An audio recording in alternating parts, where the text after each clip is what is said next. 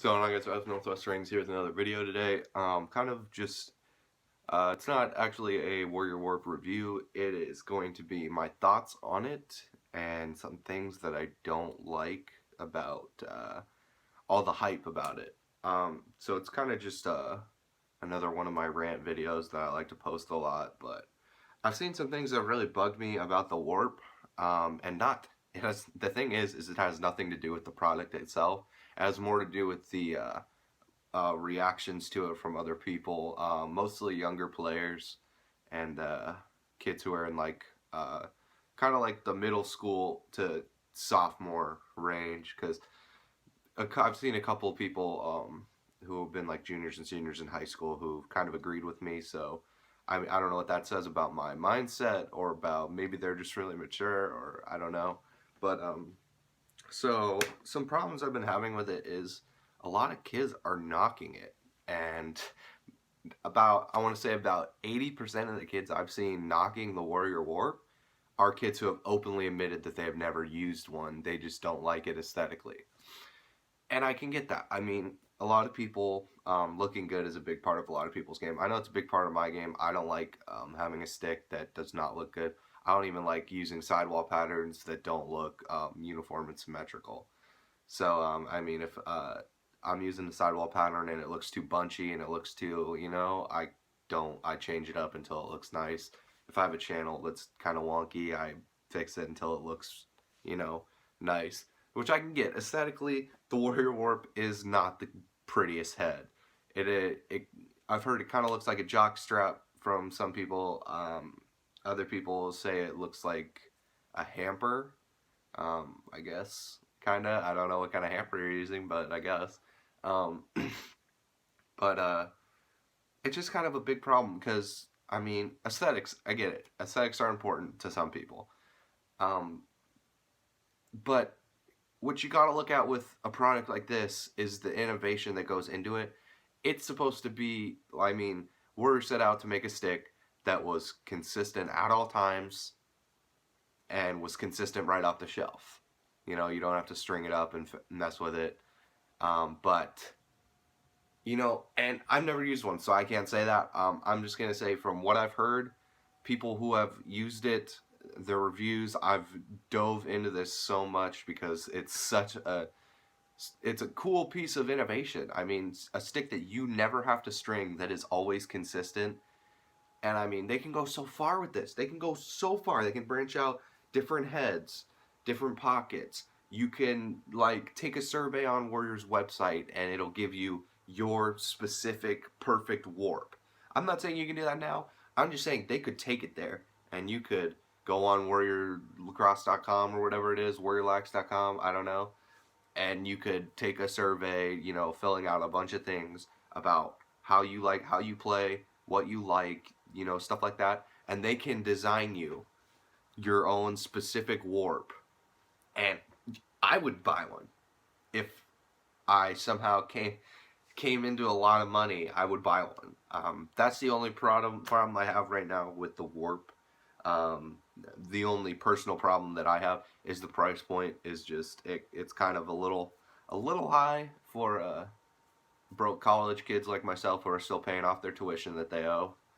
Um, but it is such an important piece of innovation. The game is it's growing, and the technologies are growing with it. I mean, heads with ACP, heads with C channel, heads with all that kind of stuff.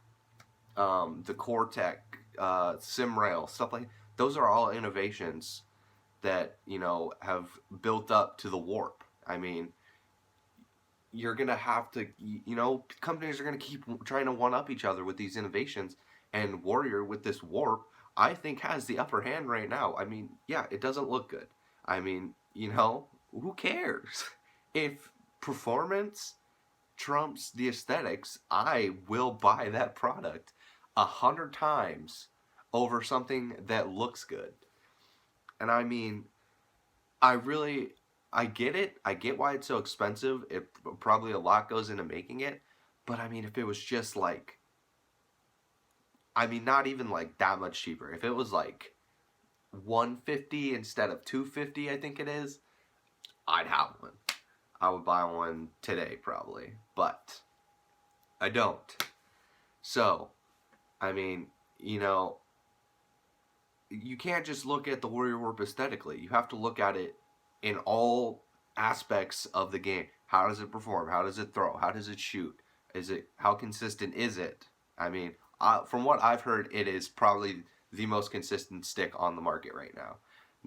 Not to knock String Kings Complete, because I have a String King Complete and it is one of my favorite sticks, the most consistent stick that I own. I do not have a Warp. So that's my little rant aesthetically about the Warp. Another thing that I've seen is that one comment I saw on Instagram that I kind of replied to because, you know, sometimes I get in a social media frenzy and things bug me and I have to respond. I'm working on it. I'm going to therapy. But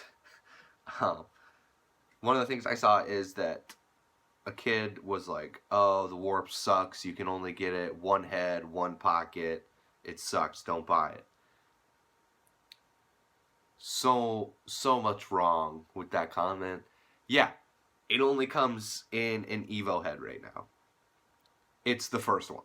Like, wait. They didn't release the Superpower and the Superpower Plus and the Proton Power and the Proton Power 2C channel all at once. They weren't just like, here. No. They released the Warp in the Evo head.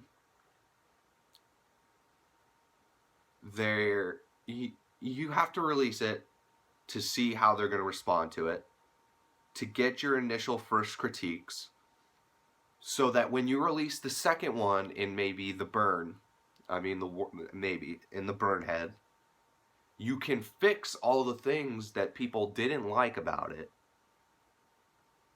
And then after, when everybody's, you know, buying up this new burn Warp, you can fix all the things that, you know, you want to fix. All the things that you fixed on the burn, you can fix it on the Evo, and then release the Evo again. And then, you know, you can start releasing more heads. But you have to release the one to see how it's going to because it could bomb. It could bomb so hard. You could release the Evo Warp and it could just, boom, it could break. The mesh could just rip out or whatever it is. Kind of looks like basketball hoop material to me. I don't know. Just ignore what I just said. It could break, it could rip, it could not be consistent at all. It could be terrible. Nobody could like it at all. So why would you have just spent all this money to produce all these different heads with this Warp if nobody's going to buy it? So you have to release one, see how people like it, make the adjustments so that you can release more. And the other thing about that comment, it only comes in one pocket. It actually comes in a mid and a low pocket right now, as I understand.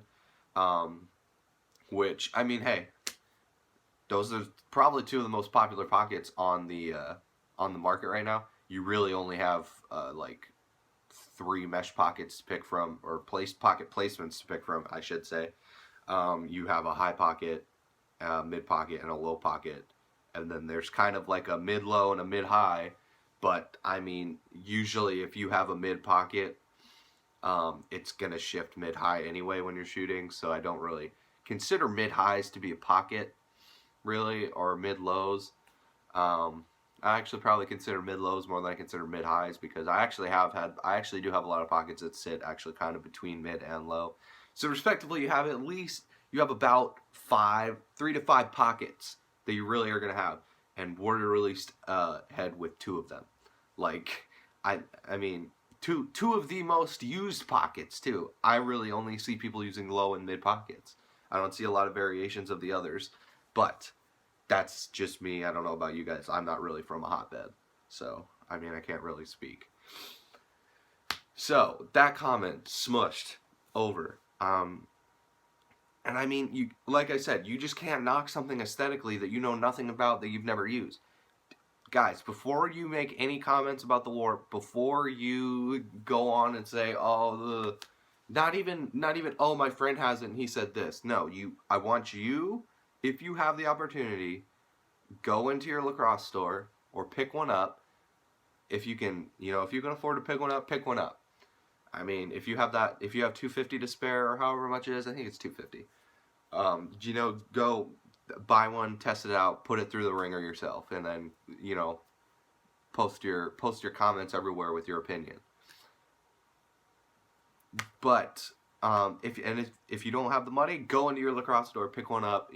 I'm sure a lot of the lacrosse stores that I've seen have bounce backs so you can throw with sticks in there. A lot of Lacrosse Unlimiteds, I'm pretty sure, have them. Go in, pick up the warp, and throw with it for a minute. You don't have to spend all day in Lacrosse Unlimited, just hitting the rebounder. Just try it. Throw with it a little bit, throw with the low, throw with the mid, if they have them, test it out. Formulate an opinion. Go in there, use the scientific method on the warp. Make a hypothesis, go in, experiment, and then leave with your results. That's all I'm really going to say about the warp. Aesthetically, I don't like the way it looks. I'm going to say that. I'm not saying anything about the performance. I just hit myself in the eye with my string, and it really hurt. Performance-wise, I'm not going to say anything. All I've heard is that it's super consistent. It lips off the top. That's all I've heard. That's all I'm going to say. As far as I know, the Warrior Warp could be the best thing since sliced bread with jelly on it. But please do not knock on a company's innovation just because you don't like the way it looks. Thank you. Rant over for the day. I'm probably going to post a couple more videos today. I have some free time. My girlfriend and child are at a dog show. So I'm alone. I'm bored. And figure I'll just talk to you guys. Thanks for watching, guys.